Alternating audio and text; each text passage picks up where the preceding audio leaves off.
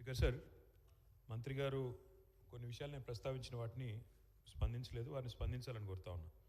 ఒకటి speaker sir, మొన్న కేంద్ర ప్రభుత్వం తీసుకొచ్చిన చట్టాల విషయంలో కర్ణాటక ముఖ్యమంత్రి సిద్ధరామయ్య గారు, అదేవిధంగా పశ్చిమ బెంగాల్ ముఖ్యమంత్రి మమతా బెనర్జీ గారు, తమిళనాడు ముఖ్యమంత్రి స్టాలిన్ గారు ముగ్గురు కూడా తమ తమ రాష్ట్రాల్లో సవరణలు తీసుకొస్తాం ఈ చట్టం. ఎందుకంటే ఈ చట్టం ఎట్లా ఉందంటే అధ్యక్ష, ఈ చట్టాల ప్రకారం ప్రభుత్వ చర్యలకు వ్యతిరేకంగా నిరాహార దీక్ష చేయడం కూడా నేరం.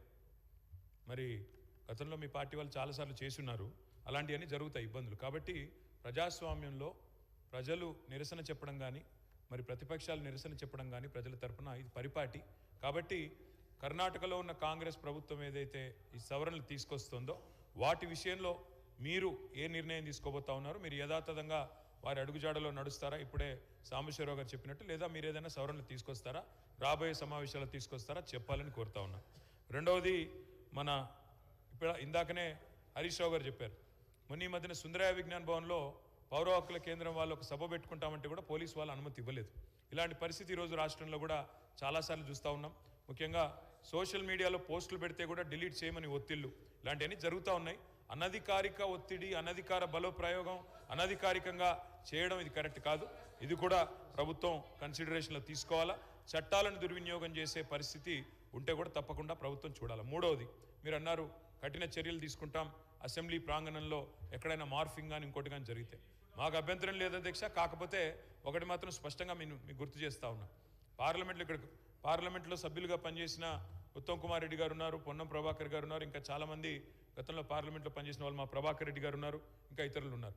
పార్లమెంట్లో అధ్యక్ష మీరు తెలుసుకోండి కావాలంటే శ్రీధర్బాబు గారు, you can talk to the secretary general, they will give you the information. పార్లమెంట్లో గౌరవ సభ్యులు, ఎందుకంటే అక్కడ ఉన్న పార్టీ, అక్కడ ఉన్న ప్రభుత్వము ప్రతిపక్షాలను చూపెట్టడం లేదు, కెమెరాలు తిప్పేస్తున్నారు, ఇంకేటో చూపెడుతున్నారు. సరే, ఇక్కడ జరుగుతుందా జరగలేదా, I leave it to your wisdom sir. కానీ నేను మీకు చేసే విజ్ఞప్తి అధ్యక్ష, మంత్రులు రన్నింగ్ కామెంటరీ చేస్తే ఎట్లా అధ్యక్ష? ట్రెజరీ బెంచెస్ అది కూడా మంత్రులు రన్నింగ్ కామెంటరీ ఏంది అధ్యక్ష?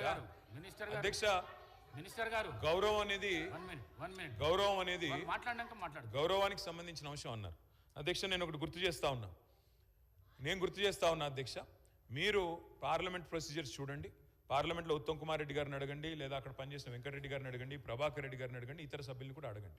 అక్కడ రేవంత్ రెడ్డి గారు కూడా పార్లమెంట్ సభ్యుడిగా పనిచేస్తున్నారు, వారికి కూడా తెలుసు.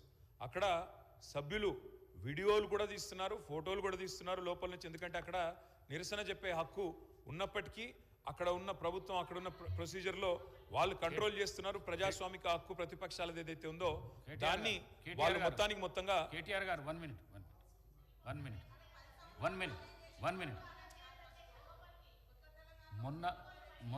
మొన్న హాల్లో తీసిన వీడియో ఏదైతున్నదో మీకు మేము పంపిస్తాము. ఎంత దుర్మార్గపు చర్య, ఎంత దుశ్చర్యకు చర్య. ఈ సభ్య సమాజం తలదించుకునే విధంగా ఆ వీడియో ఉన్నది. ఆ వీడియోను పంపిస్తాం, మీరు చూసినాక మీరు మాట్లాడండి. స్పీకర్ సార్, సభ బాగా నడవాలి అంటే ట్రెజరీ బెంచెస్కి ఓపిక ఉండాలి. ఎందుకంటే ప్రతిపక్షాల తరపున తప్పకుండా మేము మాట్లాడాలి, ప్రజల తరపున మాట్లాడతాం. కానీ ట్రెజరీ బెంచెస్కి ఓపిక ఉండాలి.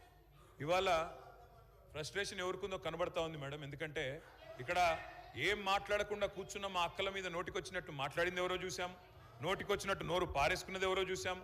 ఆ తర్వాత కూడా మేము ఇక్కడ నుంచి పోయిన తర్వాత కూడా నోటికొచ్చినట్టు మళ్ళీ దూషించింది ఎవరో చూసాము. ముందేమో అక్కలు ముంచుతారన్నారు, ఆ తర్వాతనేమో అక్కలను మేము ముంచుతామని మాట్లాడింది. 5 నిమిషాల్లో ఊసర వెళ్ళి రంగులు మార్చి. మినిస్టర్ గారు, సబ్జెక్ట్ మాట్లాడండి, డివియేషన్ కాకండి. సబ్జెక్ట్ మాట్లాడండి. స్పీకర్ సార్, కేవలం మనకి ఇష్టం లేనిది మాత్రమే మనం కామెంట్ చేస్తామంటే కుదరదు సార్. ఇవాళ రెండు వైపులా చూడండి, నేను సబ్జెక్టే మాట్లాడుతున్నా. రెండు వైపులా చూడండి, అందరికీ ఆదేశాలు ఇవ్వండి, భాషని ఉద్వేగాల్ని నియంత్రించుకోమని చెప్పండి. ఓపిక ఎక్కువ వాళ్ళకు ఉండాలి, దయచేసి ఆలోచించుకొని సమయంతో ఉండమని చెప్పండి.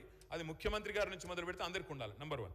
నెంబర్ 2, అధ్యక్ష, పోలీస్ వాళ్ళు ఈ మధ్యన సుందరయ్య విజ్ఞాన్ కేంద్రంలో పౌర హక్కుల సంఘం వాళ్ళు మీటింగ్ పెట్టుకుంటామంటే ఆ విషయంలో వారు మరి ఏ చట్టం పెట్టుకుని వాళ్ళు నిరాకరించారో తెలియదు, వాళ్ళు బాధపడతా ఉన్నారు. దయచేసి ఇలాంటి సంఘటనలు పునరావృతం కాకుండా చూడండి. అధ్యక్ష, ఇప్పుడే మంత్రి గారు మాట్లాడుతూ ఒక ఆధునికమైన హైకోర్టు కడతామని చెప్పారు. అధ్యక్ష వారికి అధ్యక్ష ఈ రన్నింగ్ కామెంటరీ మంత్రులు చేయడమేంటి సార్, ఇది ఎక్కడ చూడలేదు నేను.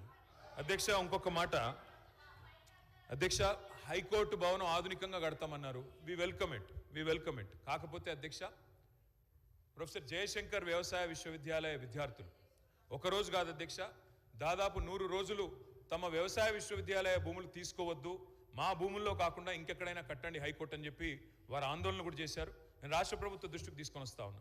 వ్యవసాయ విశ్వవిద్యాలయంలో జరగాల్సింది పరిశోధనలు, వ్యవసాయ విశ్వవిద్యాలయంలో జరగాల్సింది సాంకేతికపరమైన ఆలోచనలు.